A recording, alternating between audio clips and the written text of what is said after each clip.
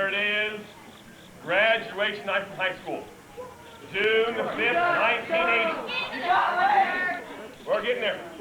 This is the night I met a wicked, wicked, wicked woman. Who had a silly mother.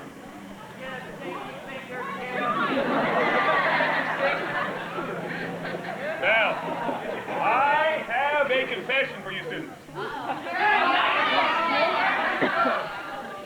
This girl was from a respectable law enforcement family here in the city of Evansville. All right! And I have to confess to you, when I met this girl, I only wanted one thing from this girl, one thing only.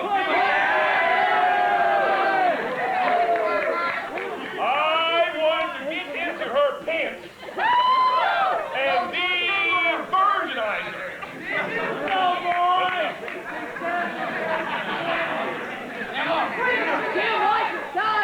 But upon meeting this girl, I quickly discovered I had a major problem.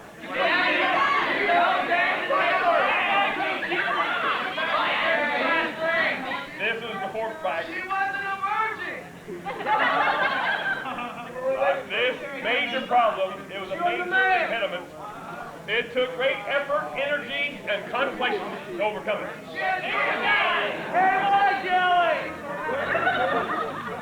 I quickly discovered this girl was not like most USI girls. This girl was hard to get.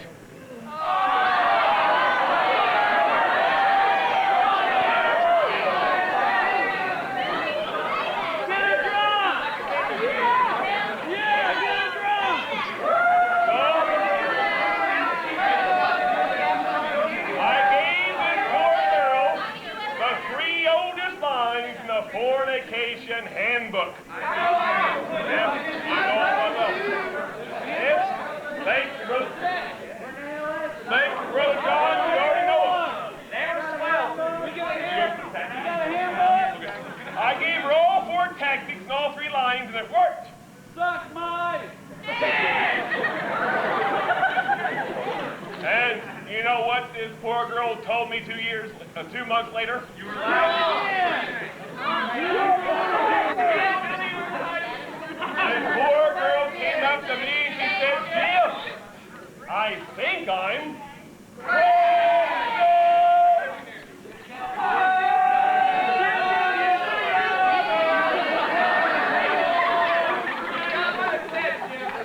Do you know what I told this girl? You were just blank!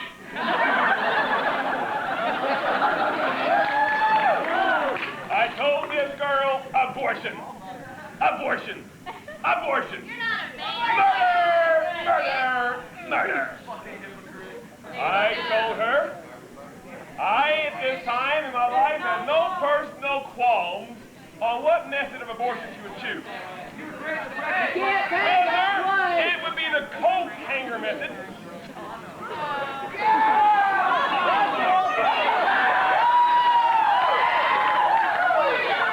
Or the vacuum cleaner. Ooh.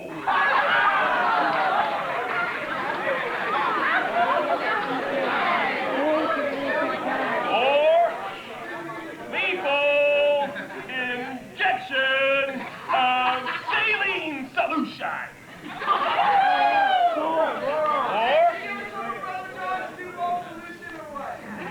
Or partial birth abortion, where you deliver a full-term baby. If it's not dropped down and turn around head first yet, if it has, you turn around, doctor reaches his hand up the birth canal, turns baby around head first. We just want to masturbate. We just want to masturbate. I believe it. The doctor pulls baby out of the womb up to its neck, takes a scissors, right, yes, you do. Give your medication. Slams the scissors up the back of the neck, into the skull, takes a suction tube, sucks the brains out of the baby. Shut up, Jim, before I kick your ass. The and pulls the head out. Damn, I'm glad you go with anatomy. Well, maybe I'm almost done. I'm almost to the Van Halen color. You're a sick fucking idiot. That was easy. That was easy. Get back to the Now, concert. we're getting there.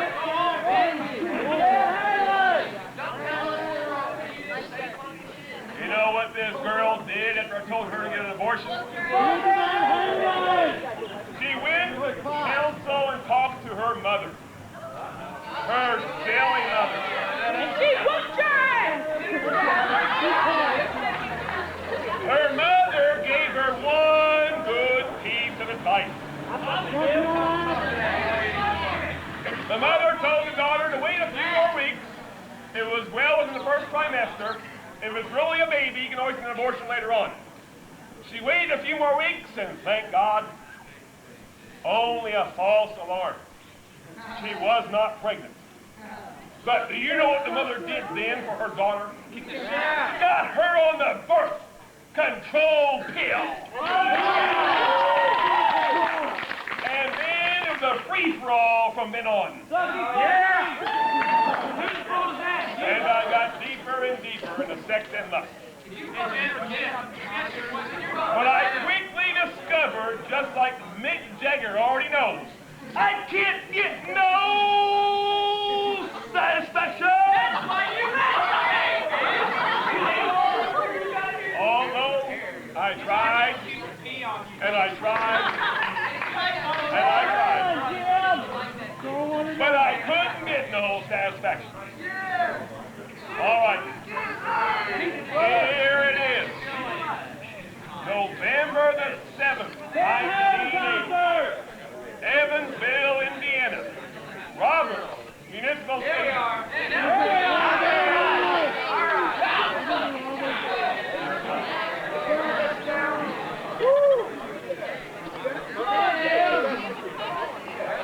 The night of the Van Halen concert. Hey, you like the bitch band? Never heard of it.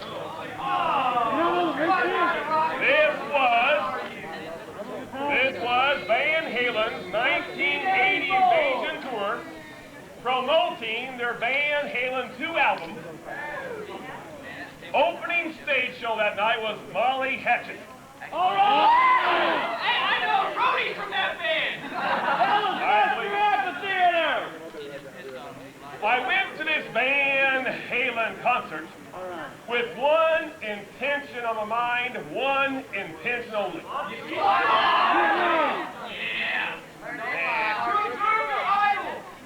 You don't have to go to a concert for drugs, sex, booze, and rock and roll. For those, all you need to do is go to USI.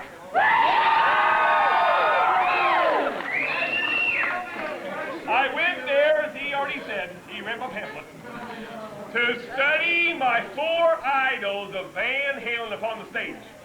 Michael Anthony, Alex and Eddie Van Halen, and David Lee.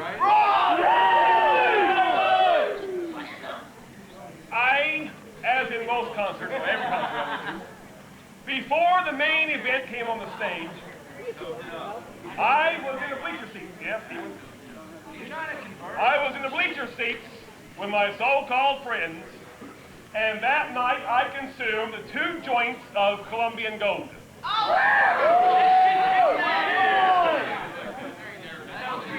Goddamn, so proud.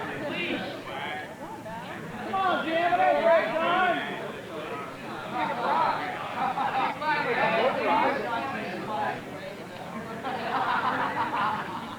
Holy spit, you sinner! This is, of course, back in the old days of Evansville, Indiana, 1980, when you could obtain and buy real gold from Colombia and not just cheap homegrown from local USI faculty, staff, or administrators.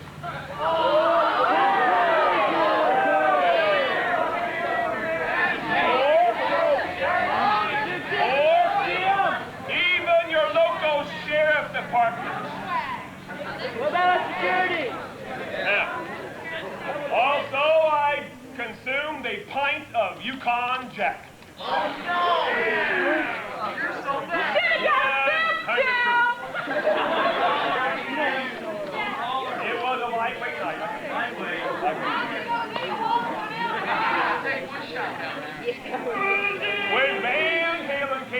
stage, I left my friends and my bleacher seats behind.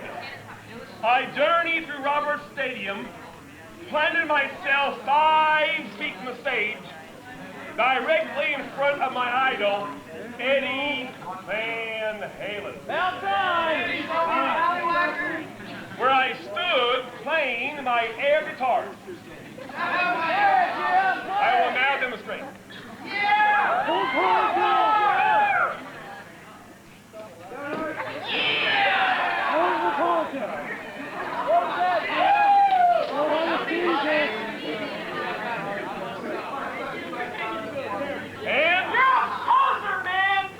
I tried to imitate Eddie Van Halen's every move. I found it impossible to do.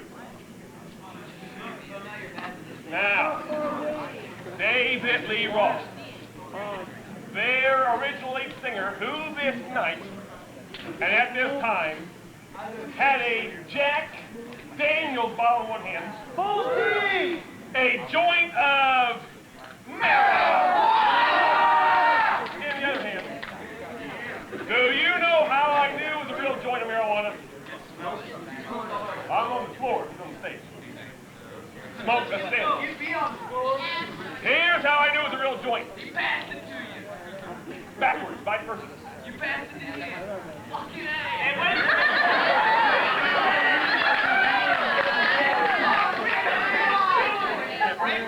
You win a prize.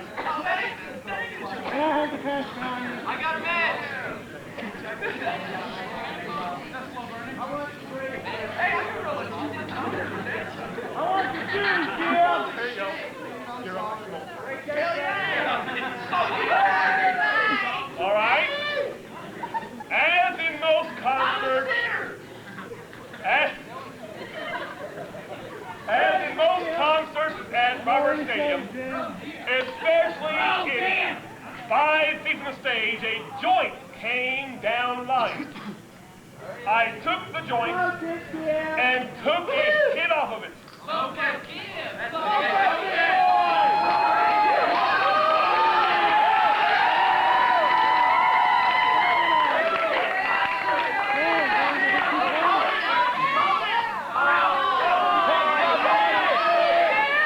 And then I passed it down the line.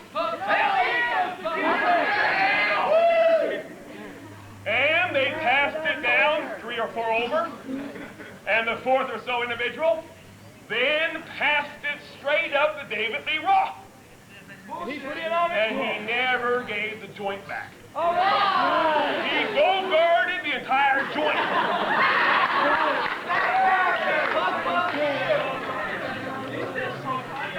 I